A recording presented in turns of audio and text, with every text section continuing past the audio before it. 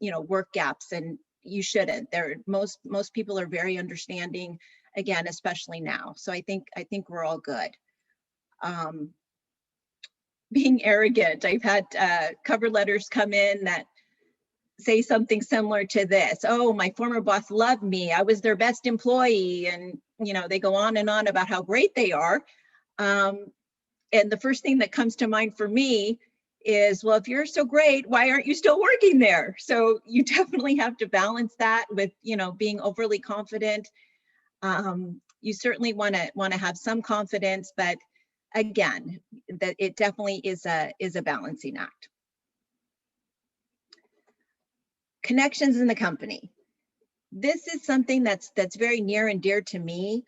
A lot of organizations have employee referral programs where current employees get a bonus if they refer someone, a former colleague, former, a friend, someone that they've, had the opportunity to, see someone in action, and they refer them for a position and they get a bonus.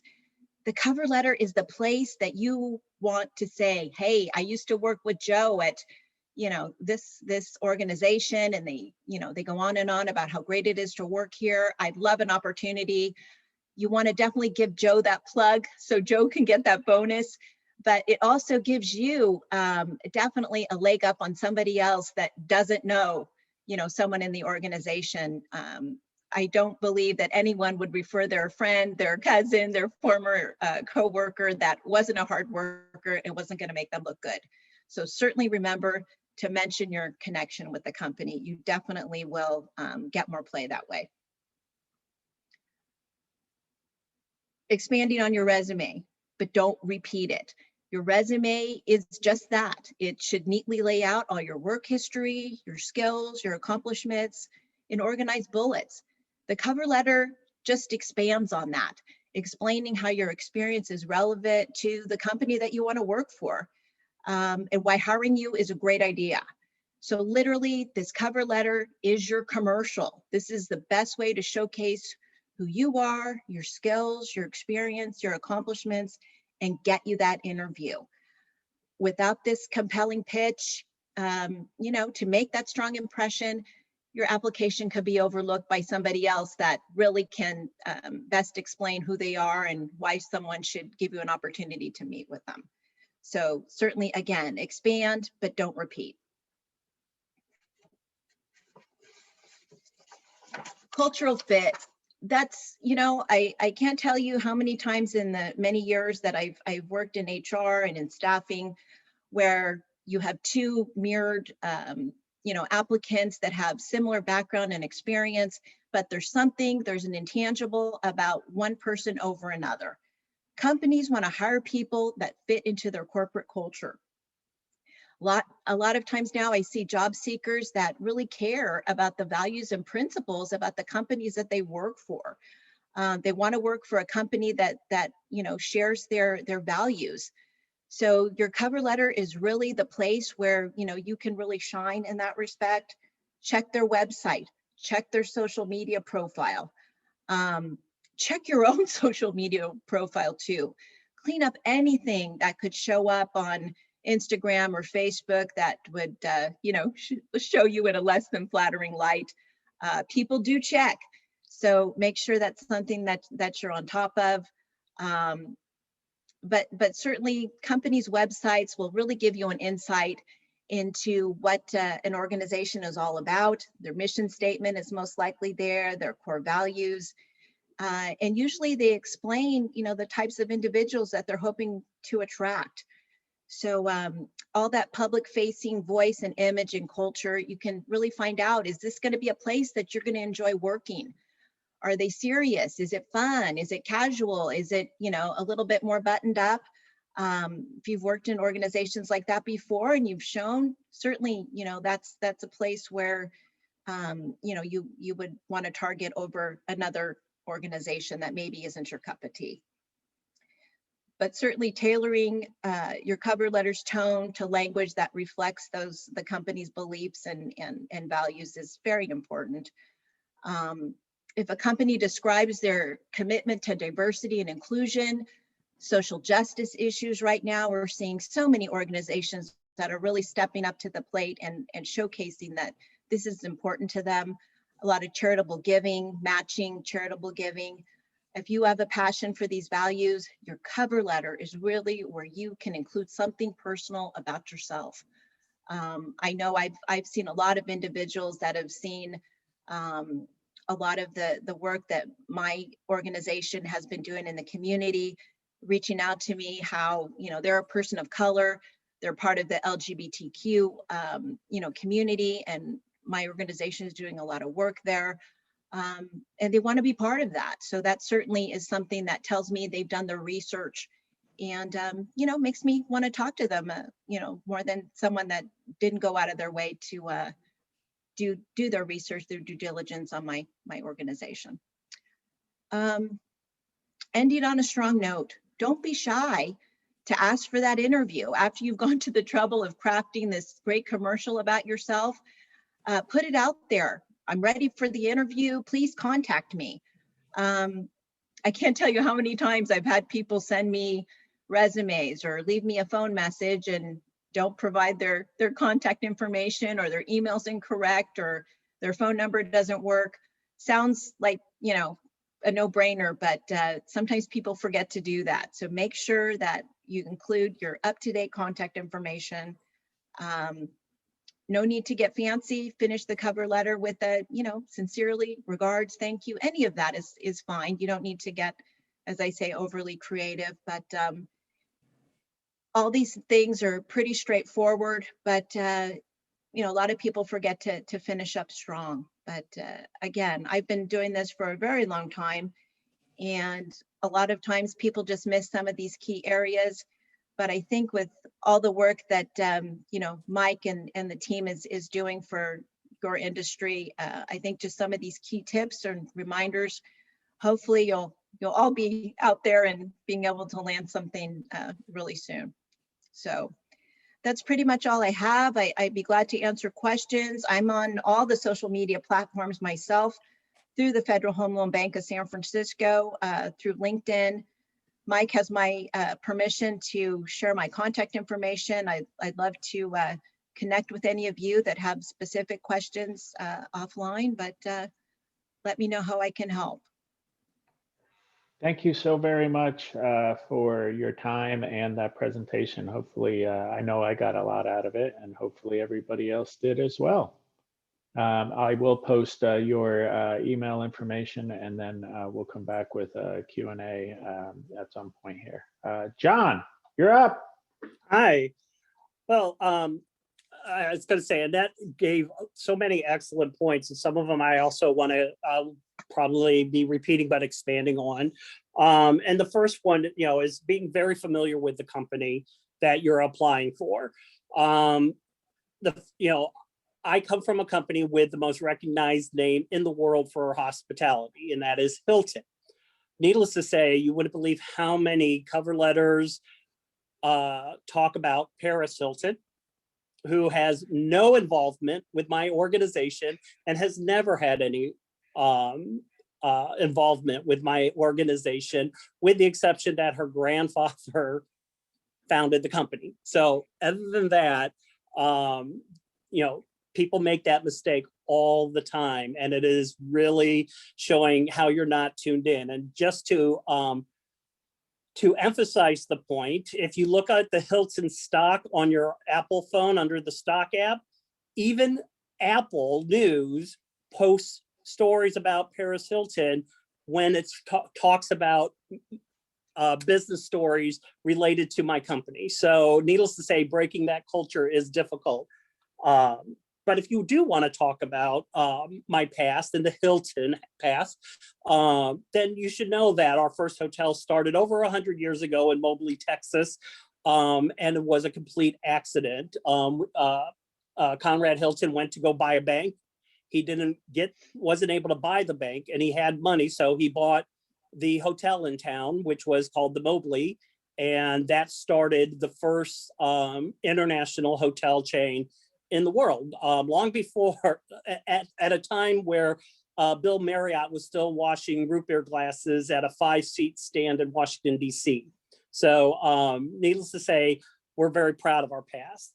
In addition, don't patronize the company by saying, I've used your products for years and I am a loyalty member.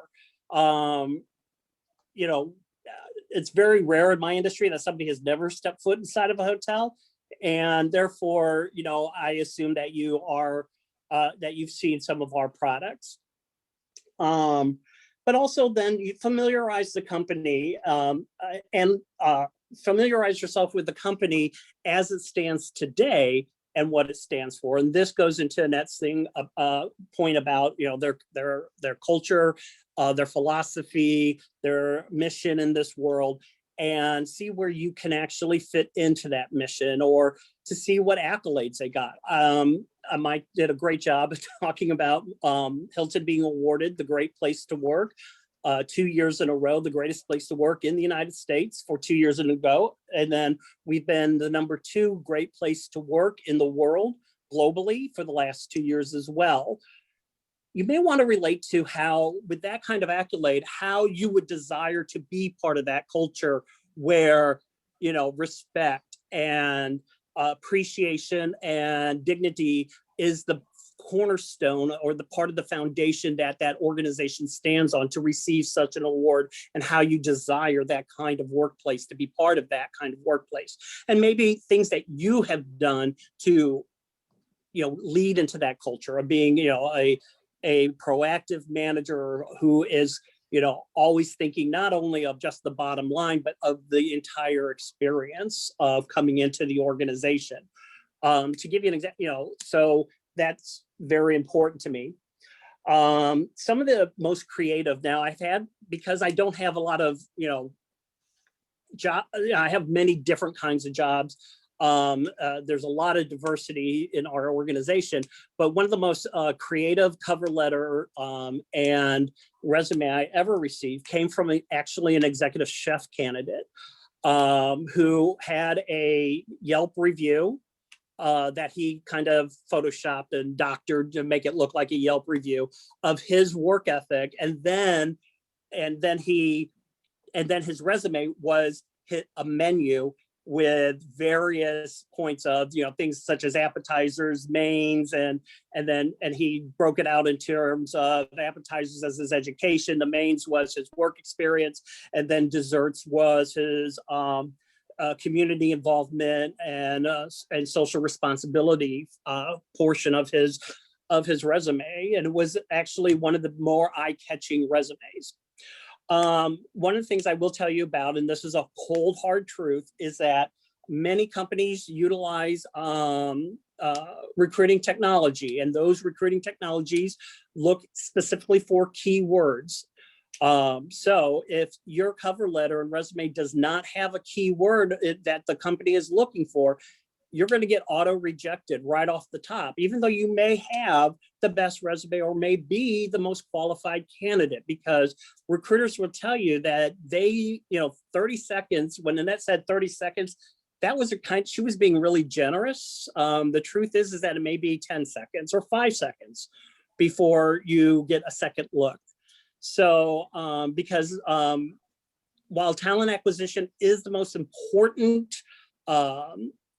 contributor to a company's success, the time that we give to our corporate recruiters is not generous enough for them to really do the most thorough work in looking at applications and resumes. They're looking for those keywords. So please take time to read over the job posting and make sure that you have words that you're using the same vernacular language that they would use. So if you're saying we use the term like team member. So don't say I would love to be a Hilton associate, because that's not our vernacular. So you want to be a team member. If you want to, if it talks about, an example in which I've seen people get auto rejected is on the term of suite keeper versus housekeeper or room attendant.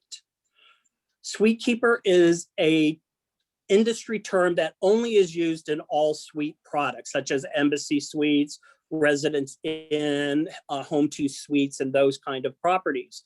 But if we're looking for a housekeeper or a room attendant, we're not looking for the word suite anywhere in the application or in the cover letter. So make sure that your application is reflective of the key terms in which the employer is looking for. So Kimpton Hotels, just to let you know, has, and this is not a slam against Kimpton, they're a great company, but they had a vice president of mood and music.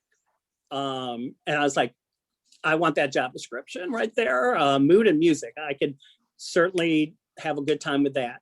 But really, she was the vice president of team member relations, or employee, they call them associate relations, and culture. So you may want to lose the HIP title and put in your both in, and you may have to admit to this on LinkedIn as well, and put it into your LinkedIn profile and also into your cover letter and resume, because we tend to, because any company that is a federal contractor has to report information, and they use those federal job titles, not kind of, you know, fun and funky job titles that many companies, particularly startups, invest in or tend to use. Another thing is a cover letter, and this is, I think, and that's number 1 or number 2 point, should be about a page long, no more. Often I have seen pictures. We don't need your headshot. In fact, you should not ever include a headshot, because believe it or not, and this is the hard cold truth, is that there is an unconscious bias with both hiring managers and with recruiters. It's something that they can't help. That's why we've gone to machines to go and do our initial screening before we even look at a candidate. In fact, one of the things that we constantly are looking at, and probably will be coming down the pike, is that we're going to assign an ID number to an applicant and not a name, so that there is no cultural bias against a name. An example is, like the last name Lee. So somebody would probably easily associate that name with somebody being Asian. So therefore, we'd have enough Asians working for us, so they don't want to hire them, and they will screen them out automatically. So you want to make sure that you don't put anything such as pictures or your high school, elementary school, if it's not necessary, so that that would cause an unconscious bias being the result of you being rejected. Avoid sexist labels in anything that you describe. We do not have bellboys. We do not have maids or chambermaids in my industry. And I believe when we had that scandal at the World Bank, in which one of the members of the World Bank was sexually harassing a room attendant, it was on the news as chambermaid. And I just cringed every time I heard that, because first, it is a sexist title, and it also is it also is derogatory. So you just want to avoid making sure that you don't have any sexist language or derogatory titles or vocabulary in your cover letter and in your resume. So in the food industry, we don't have waiters and waitresses. We have servers. We have dining room attendants. If you have to use the word busser, then you can use bus person, but don't use bus boy or waiter, waitress. One of the things that is very important that our union recognized is in our original contract. And if you're all are from the San Francisco area, if you go to any of the what I call old school restaurants in town, you may notice that the day shift, that they have women working the day shift and men only working the night shift. That is a cultural bias that we have to break, because in the 50s and 60s, women were allowed to work during the day, but at night they needed to be at home to take care of their spouse and their children. So there became this bias developed where women only work the day, men only work the night. and we see waiters and waitresses being treated that way up until this day. Just to let you know, in the history of hotels here in San Francisco, we have a lot of 40 and 50 years of service of team members throughout the entire city. And you can see what occurred back in the 70s when women were only working the day shift and men were only working the night shift. And the union actually recognized that was an issue. So they actually made their titles gender neutral in our collective bargaining agreements, which is the most appropriate thing to do. Another thing is, is put your resume and your cover letter in a PDF format. A lot of our technology, when you send it in a Word format, the technology will scan it and then neutralize it for any potential bugs, viruses, or threats to the computer system. And then all that beautiful formatting that you put in is destroyed, and then you look a little bit crazy in your cover letter and in your resume. So use a PDF file. The PDF file then is considered a safe for all of our major applicant tracking software, and therefore the picture of your beautiful formatting will be preserved in the PDF file, where it will not be preserved in a Word document. And then finally, if you have a lot of good social media, you can link it in your cover letter. And what I mean by that is that, like, if you were written up in the press or you got a national accolade that is easily searchable or able to be seen without going through a paywall or a password or joining something, put a link to it. And that allows individuals who are taking a second look and spending the full 30 seconds looking at your cover letter to actually go and maybe get a little diversion and go into some of those more rich pages that you may have created. And then my final bit is make sure your email address is not reminiscent of your high school days. So avoid references to, Bob 420 or anything that can be considered weird. Now, if you have a common name, and I'm looking at Susan Richardson, I'm pretty sure, Susan, if you wanted to get susan.richardson@gmail.com, that wouldn't be available to you.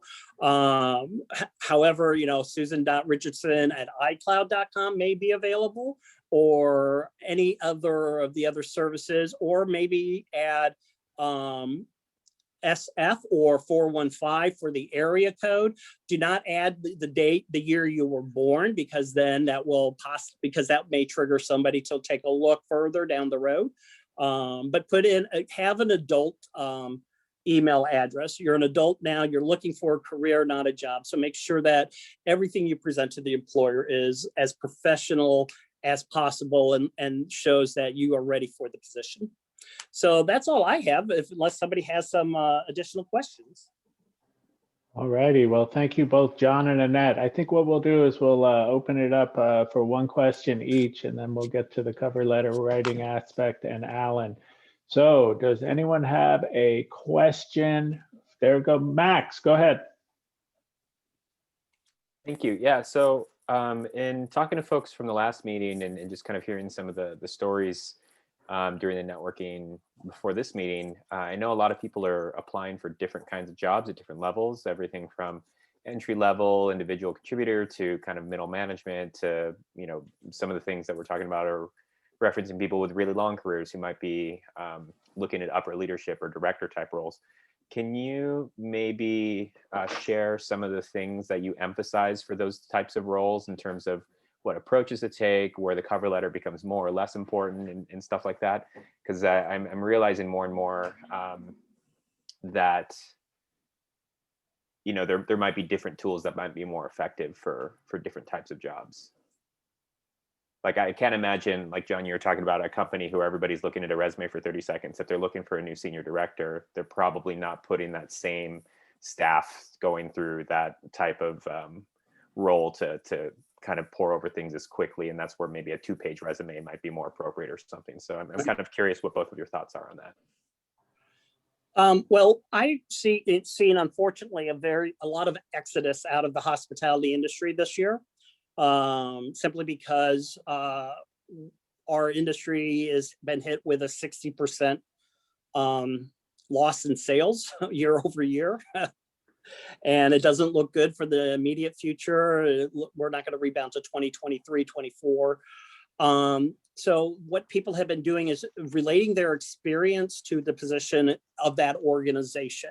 I've had several people who have been very successful getting into Salesforce, who are sales managers for me. So they've called on large clients, which was something that Salesforce was looking at, and working the benefits of what our properties have to the benefits in which the product that they would potentially be selling has, in which they've made comments about connecting customers to solutions by Salesforce. That's what they did with us, is that they have always been connecting our customers with solutions when it comes to their meeting and conference needs. So they've done that kind of research in what they're applying for, which is a totally different industry and a job title that they didn't have in the past, and trying to connect it, drawing literally the flow chart of how they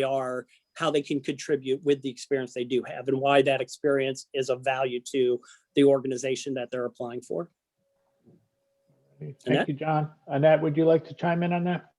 Yeah, I would. And just to piggyback on that, great point, John, that I think it's certainly the cover letter is the place where you can add transferable skills if you are looking to make a change, whether it's industry or function. Definitely find a way to bring that back to why, okay, maybe I don't have this. Again, don't apologize. Show the positive side, what you have to offer and why you should be considered. Maybe you've taken additional courses. Maybe you've gotten a certification somewhere. Highlight that in your cover letter to say, I'm very capable. This is what I've done in order to now I'm ready to take on these new responsibilities. I think that's another way to showcase why you should be considered if you are looking to make a career change, whether it's functionally or in another industry. Thank you, Annette. Do we have another question out there? Anybody would like to pose? Kimberly. I have a question. So say how do you position yourself if you're going from a position, well, I could just use myself since we're all family here, but like director of sales at a restaurant, which that job doesn't exist any longer, to now trying to say, okay, well, maybe I'd be really good as an executive assistant. But that's sort of like a step down in the hierarchy of positions. Like, how do you present that? And how do you get past people saying, oh, you're just overqualified, we don't want to hire you, we'll be threatened by you? Like, how do you kind of manage that? Annette?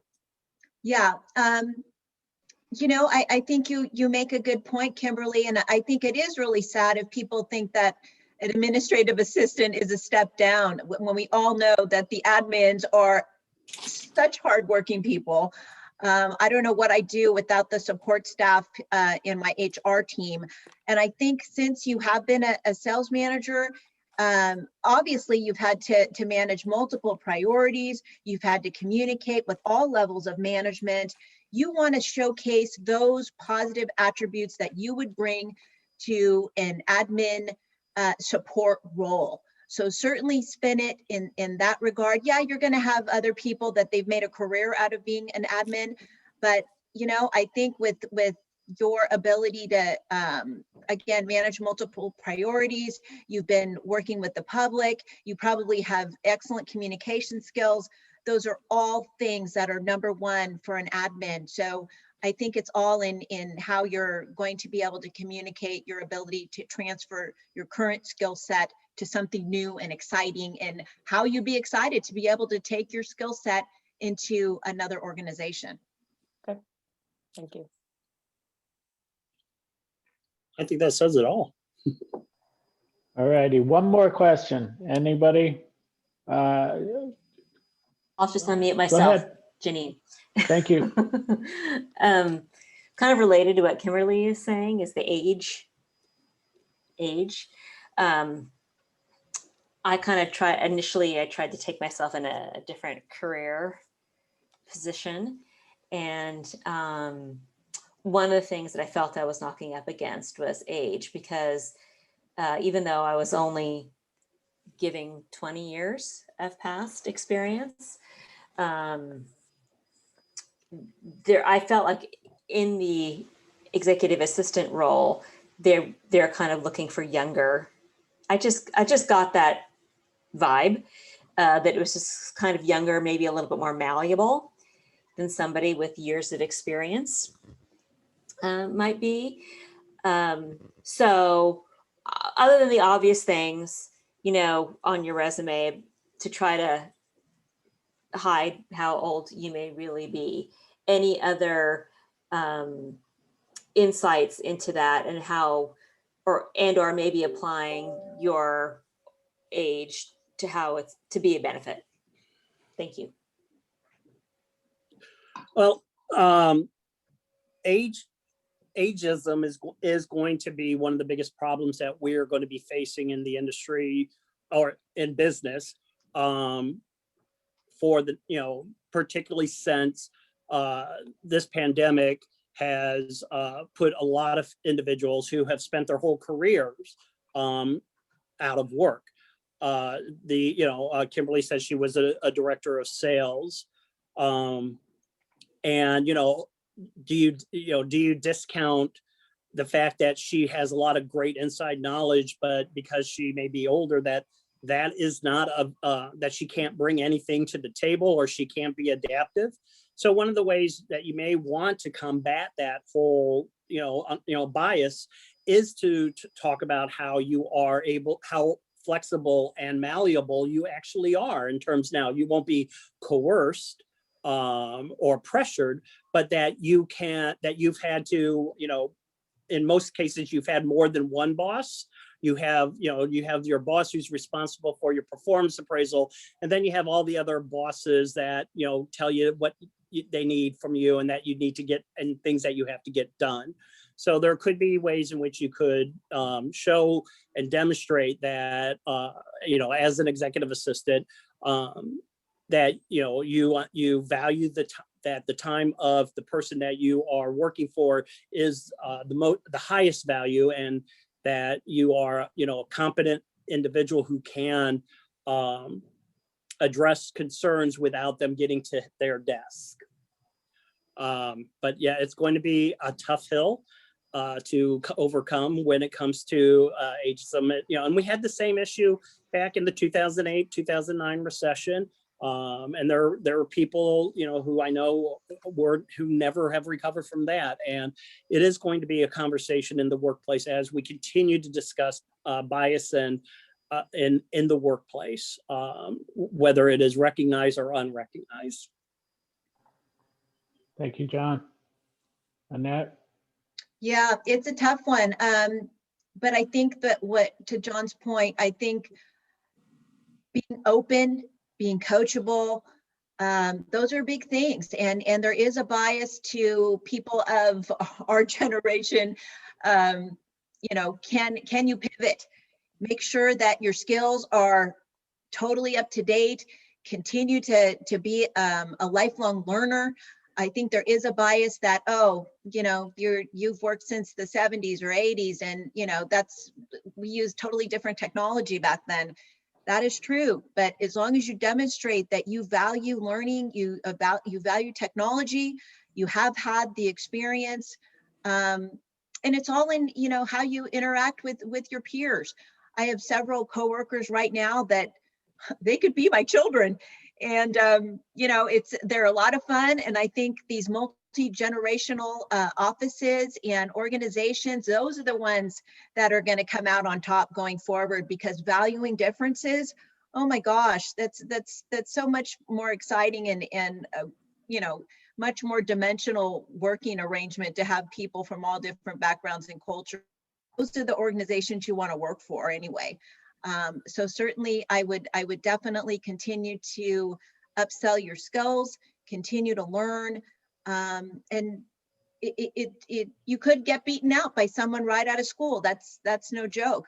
But I think an attitude of being positive goes a lot longer than, oh my goodness, I've had all these interviews, I'm probably not going to get the job.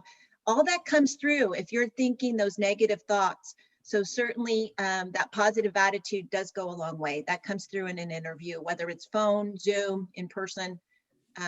So smile, be confident. That goes a long way. All righty. Well, thank you both very much. I'm sure we could go on and on with questions, but we will cease there. I think we have our topic for April, if we continue this, is overcoming the age barrier. So I think that we have a topic there, how we overcome that and put the young ladder up to climb over the barrier is how we'll do it. But thank you both, John and Annette, for taking the amount of time that you did. And I am sure that this will reach a lot more people on our recording than are here. But I know that I garnered quite a bit, and I'm sure that the attendees on the line also got quite a bit out of it. So again, thank you so very much for joining us today. And my pleasure. All right. Thank We're you for going to go having to, us.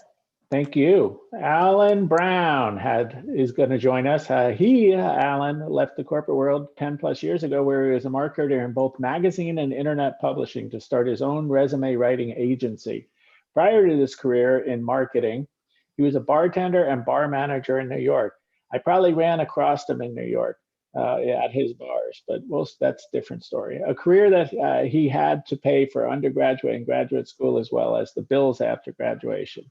He understands the hospitality trade, and he's thrilled to be here this morning. With further ado, here is Alan joining us. It's nice to meet everybody. Thank you for taking time to speak with me. Cheers. We all have our water bottles now on our table, so. I enjoyed both John and Annette's conversation. It was great. It was lots of good stuff there, so I hope everybody found value from that as well. I live here and work in San Francisco. As Mike had said, I had a whole career as a marketer in publishing after I went to achieved my master's degree in HR and IR from Rutgers University. So my path was a little bit windy until I kind of got settled into publishing. I had worked my way through undergrad and grad school as a bartender and a bar manager back in New York in the crazy 80s.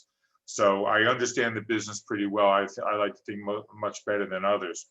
And when I take a look at the psychographic of those who are in the industry, job search in terms of formalized job search that we're used to today, in a much more corporate structured environment is very different than what most people in the hospitality industry have actually had to encounter.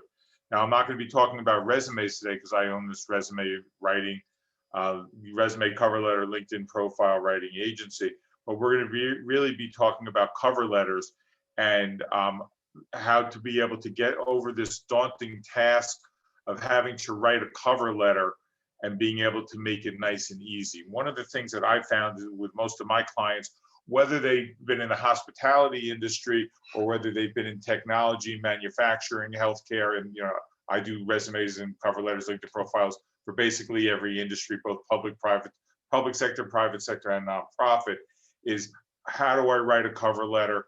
I don't know what to do. Writing is not my thing. All the different excuses, and they're all valid excuses. So, my job is to be able to take that off their plate and kind of make it nice and easy for them. So I write only customized work, but I provide my client with easy to read documents that are easily, where they can easily make the tweaks that they need to be able to make. When I write in this style of document that I'm going to be talking about here this morning, it's a little bit different than most of you have ever seen. Perhaps Annette and John have seen it come across their plates. But it's a little bit different, but I think it makes it much easier. It's hard to read a cover letter on a monitor. It's hard to read anything on a monitor. Monitor is a linear equation, and you're reading everything, and everything just kind of conglomerates, and it looks to be very difficult. So you have to be able to create a document with white space that's easy to read, for the reader, but also easy for my client to be able to make changes. So when you take a look at this document that Mike pulled up, Mike, if you can just take a quick scroll up and down for everybody, please. All the way to the bottom. It's a one-page document. And if we can take the scroll right back up and stop right where we are right now is perfect. When you open up this document, and if you get this document in an email and you open it up, the eyeball doesn't go immediately to the top of the document.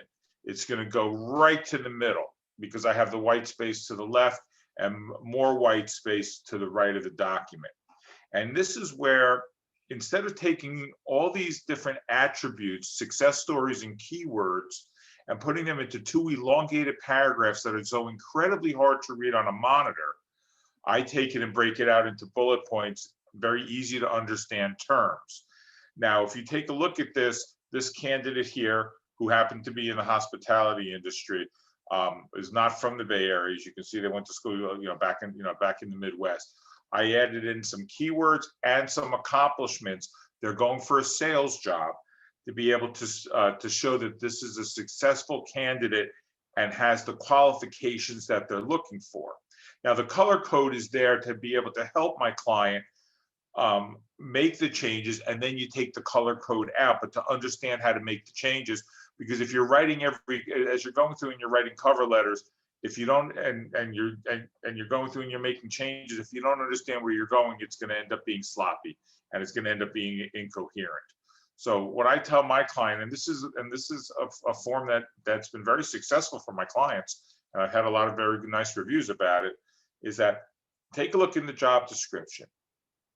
If they're looking for accolades, add 2 or 3 accolades. If they want to make sure that what your educational level is, and there's a requirement, make sure that's in there. And just as importantly as those 2, if they're using certain keywords, add those keywords in and use them verbatim. You're doing that for the reader, so the reader knows that you actually took the time to read the ad. And if they are scanning the resume, and some companies will scan the resumes and the letter, I'm sorry. If they're scanning the letter, some companies will and some won't. You're using the same language, you have a better chance to be able to pick up and place in the positive pile. But for the most part, this is breaking it out so that they know that the candidate is qualified for the job, and they don't even know their name yet because the eyeball went right to the middle of the letter. And then after the changes are made, and these changes I'm speaking to are not tedious, they're really 2 to 3 minutes of changes on the entire letter. And I do something similar with resumes, but that's for a different conversation. Make it easy for the reader and make it ATS compliant, ATS being applicant tracking systems, as I'm sure all of you know. So they already know that you're qualified for the job that you're applying for if you make these changes correctly. Mike, if we can kind of scroll back up to the top. Now here I have, obviously I use my name. This is actually my address, my phone number, my email address as well. You always I'm a big believer in, you don't have to put your home address anymore on your resume or cover letter, but make sure you have your city, state, and zip code listed on there. Make it easy for the reader and make it so that if they are using an applicant tracking system that can search by geography, they're going to have having the zip code in there will be basically a mandatory thing to be able to get through most ATS systems. Unfortunately, with ATS, there's over 100 systems in use in the United States. There's no standardization in the industry, which means some can read some elements, some can read other elements. More important for a resume than a cover letter, but something that we should all still be aware of.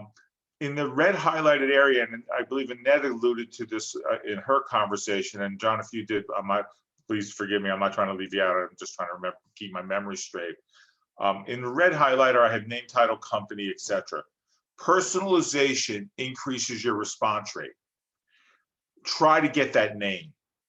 Do everything you can to get that name. Do not take the path of least resistance and say, well, I can't get the name, it's not listed on the job posting. No, that's not acceptable. At least not to me it is. Always make the effort to get the name. If you know the name of the restaurant, if you know the name of the hotel, a phone call or two, you can probably end up getting the name you're looking for if it's not already listed on LinkedIn. And if you're on LinkedIn and if you're in the job posting and they don't provide the name, a little bit of search. If you're going for a director of sales job, find out who the VP of sales is with the company. You're probably going in the right direction. But personalization will increase your response rate. Always try to get the name if at all possible. Moving a little bit south here, if you can't get the name, we're going to jump. Mike, that's perfect. Thank you. You'll jump and then you'll just go to the hiring authority. You can make it to the hiring manager, to the sales manager, to the purchasing manager, whatever the position is. But always try to get the name. And if you can't, you take out the red. That's why it's in red. Okay, red means stop, and red in this case will also mean stop and delete. The reference line, now this goes back to something that was alluded to a little bit earlier in our conversations. Your need for name of position is posted on name of job board. Always keep in mind that Annette's company and John's company, they paid money to go out there and try to find you. Okay, they're paying money to LinkedIn, they're paying money to any other online service, okay, unless they're going on their own website. Let them know where their marketing is working.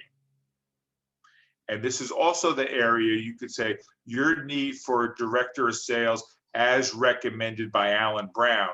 And as was talked about before, by using the referrer name, one, you're probably pre-qualifying yourself. And secondly, they might get a referral fee. Let them get the referral fee. They can take, if you get the job, you can all go out and have a nice bottle of wine, have a nice dinner.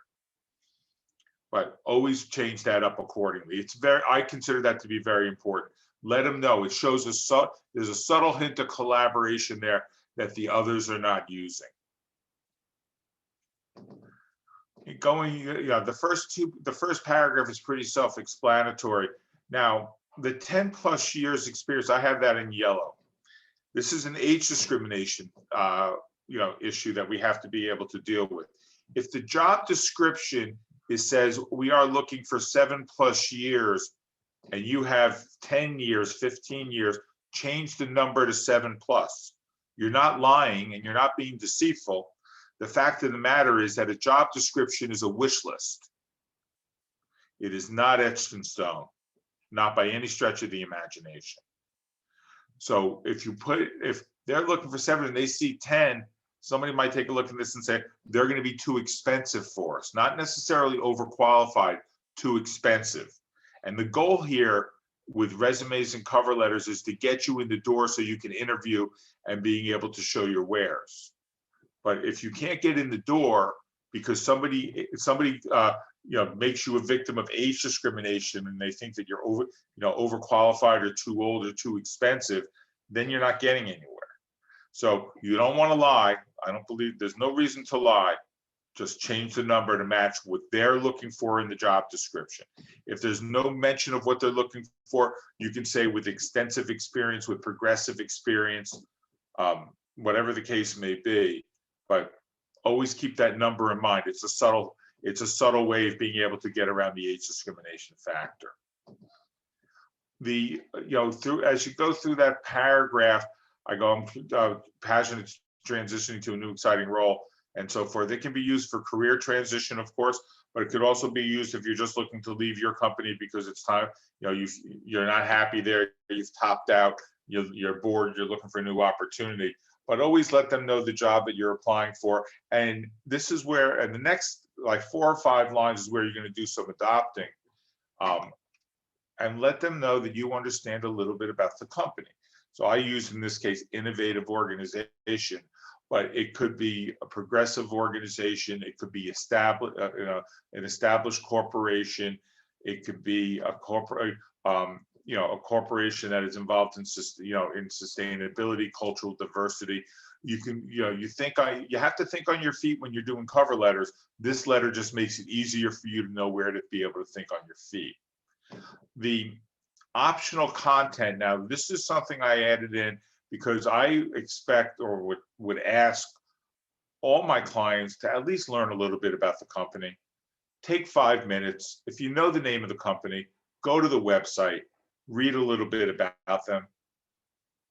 Okay. And by doing that, you're going to figure out, especially here in the Bay Area, where things change so rapidly, whether it's a new company or company in growth mode. Now I know we all know hospitality has been hit pretty hard over the head, but there are restaurants opening up, and there are restaurant groups that are looking to be able to grow their businesses.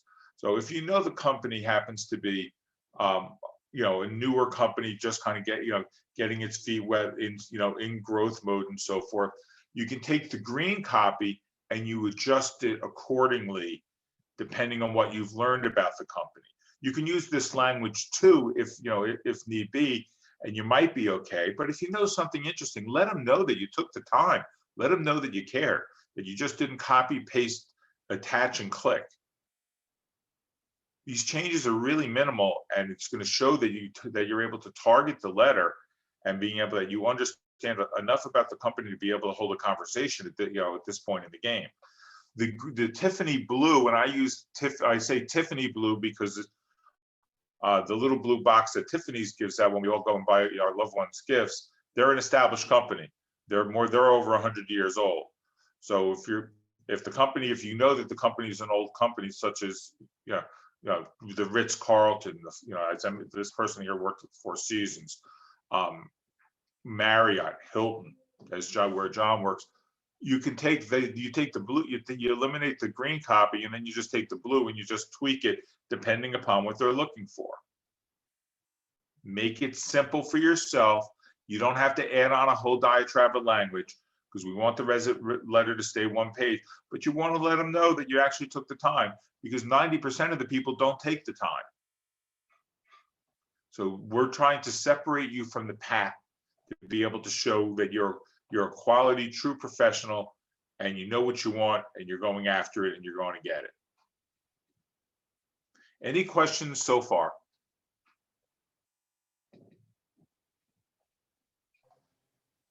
Okay, I guess silence means that we're doing okay, and we'll just continue to move forward here.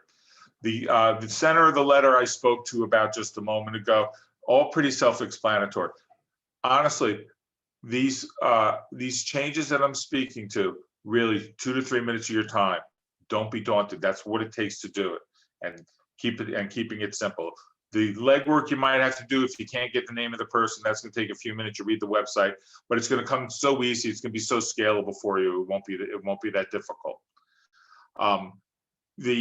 Going into the last paragraph, the paragraph below that just talks about customer service expectations, special events, and so forth. Things that are applicable to you, to the industry. You can make changes there depending on the particular job. You might want to tweak a couple keywords depending upon how they talk in their company. If you're going through your network and you know a little bit about them, you can use their terminology, nomenclature, etc. Now, I'm a big believer, despite the fact that people think technology's gotten in the way, you should always try to follow up if at all possible.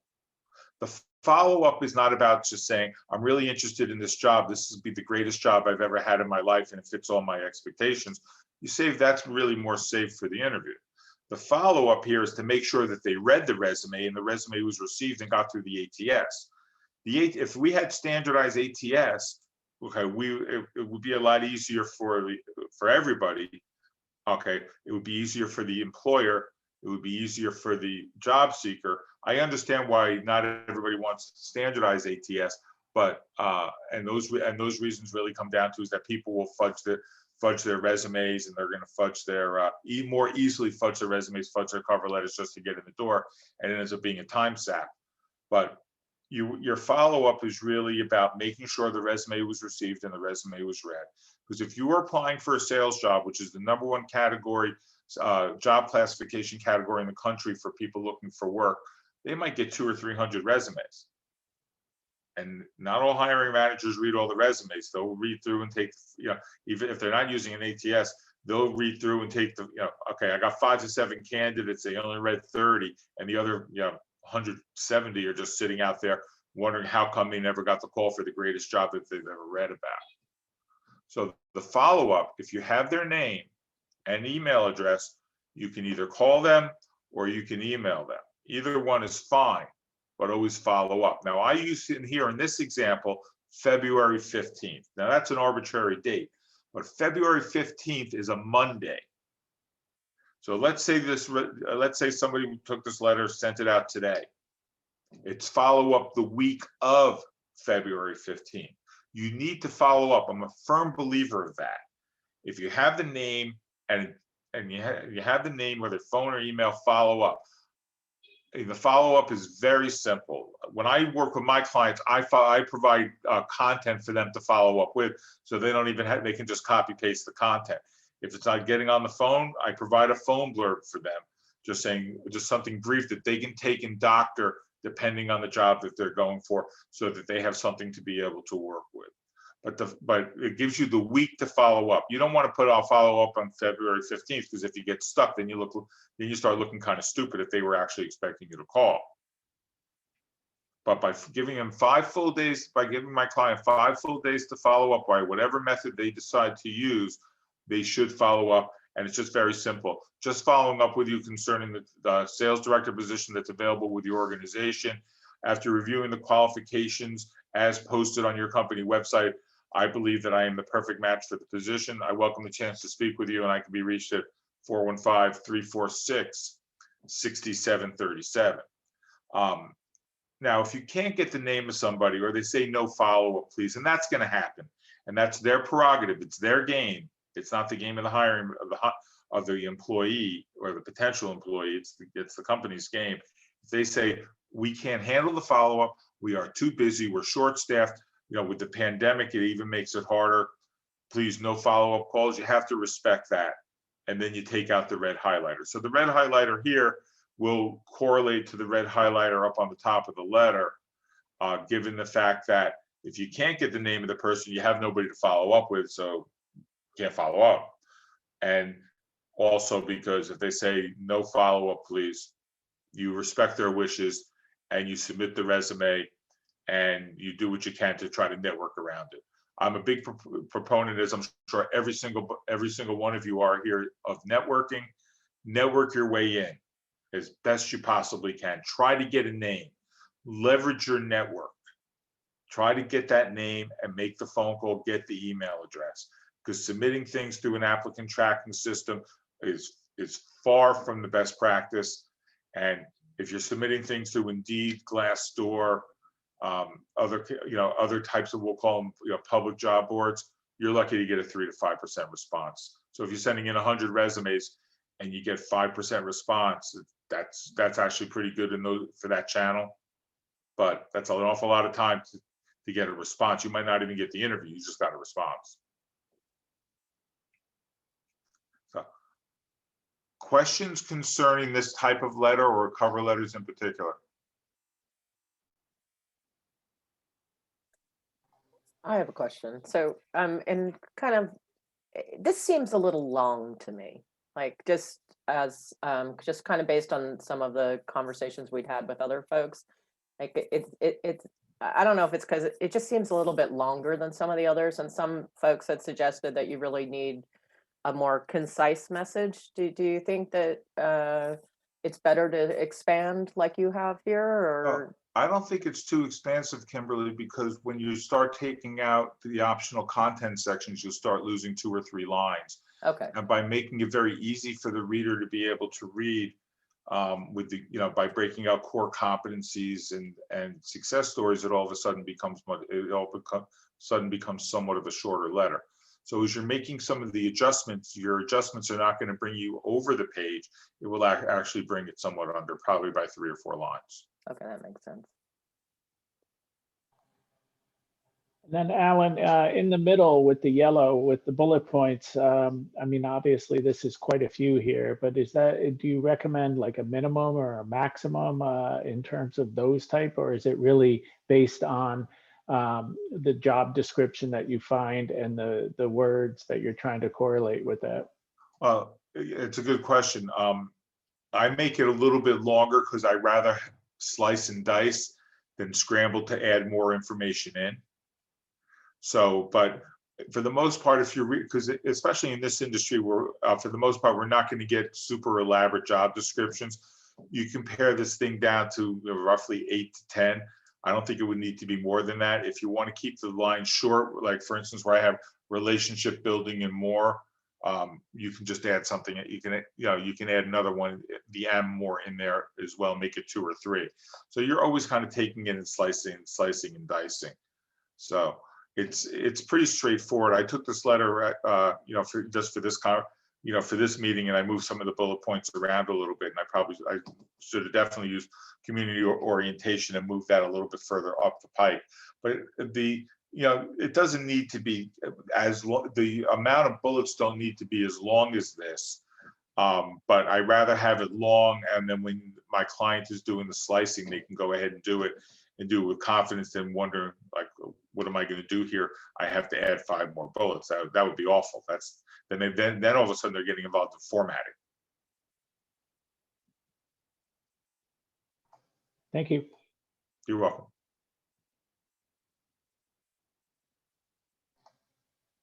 Any other questions? I think unfortunately you've become a little Zoom fatigued here. I started this way too early for people, something that I've learned, but I don't think this is a reflection on your content. I think it's more on the fact that I've forced people to get on here 2 hours ago. I have no problem at all. All righty. And then Alan, how is it that we can reach you for the cover letter expertise? Well, if we go back up to the top of the letter, that's all my actual address information. If anybody from this meeting or anybody who sees this on a video, videotape, is in need of some guidance and so forth in terms of their job search, send me an email and reference this group, and I'll send a job search strategy guide that I publish that I send out to my clients that just keeps you on the straight and narrow for best practices for job search. I've been sending it, and I've been updating it and sending it out, for like the last 5 years, and I update it every quarter with something else new and interesting that might be of help. It's about a 10 or 11 page PowerPoint presentation. It's not something that will fatigue. In terms of cover letters, if anybody from this group is looking for some help with a cover letter, my cover letters are usually $70, $75. For this group, I'll discount it to $35. For anybody in the hospitality industry that is in need of some help, I would just ask that they call, send me a copy of resume. Let me make sure I understand exactly what they're looking for. I might want to see a link to a position of interest as well. And then I'll coach them on how to be able to make the changes to the letter to make it super simple.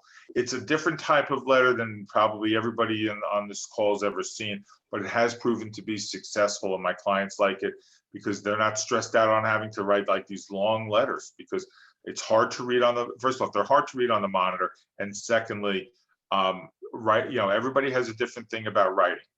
And my whole thing is, if you're going for a job as a food and beverage manager, your job is really not predicated upon writing.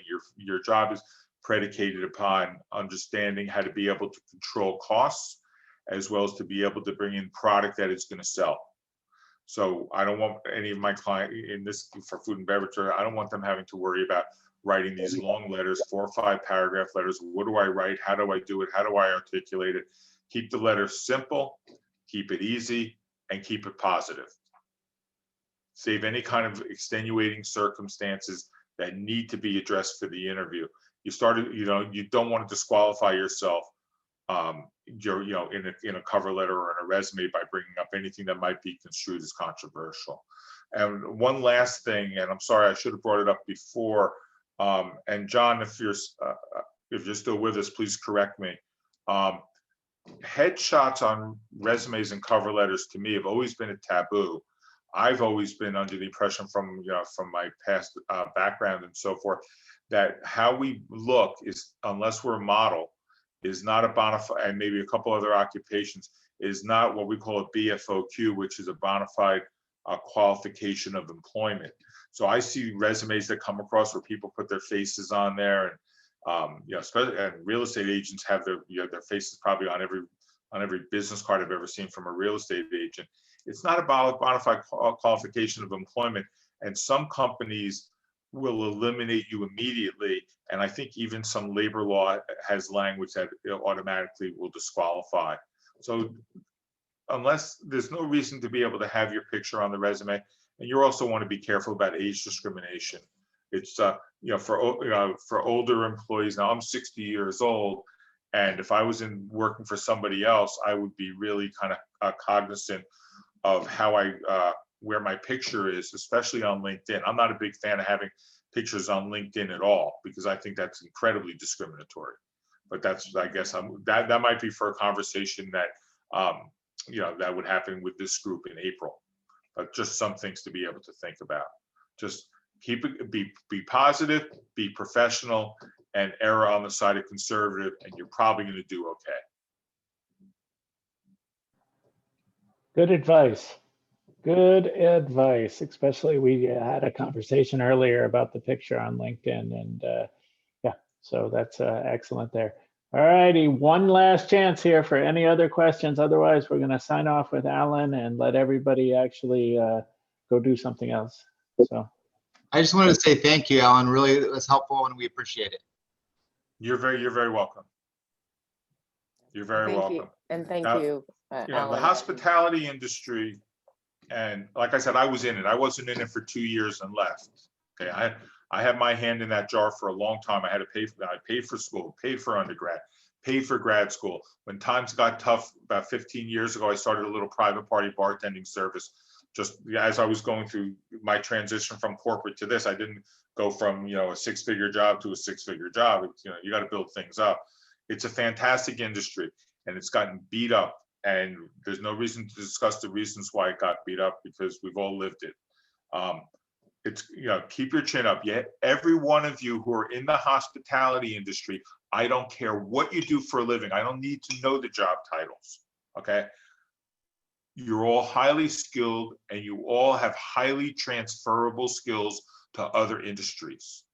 And if anybody tells you don't, get away from them, because they're lying and they don't know what the hell they're talking about. You have great skills, every one of you. I don't care if you're front of the house or back of the house, client facing or just crunching numbers all day. These skills are directly transferable, and don't ever forget that. So, and if you have questions, so much. Mike will show you all my stuff, and just call me. I'm happy to talk to you about it. I made that transition under different circumstances years ago. Every one of you can do the same thing.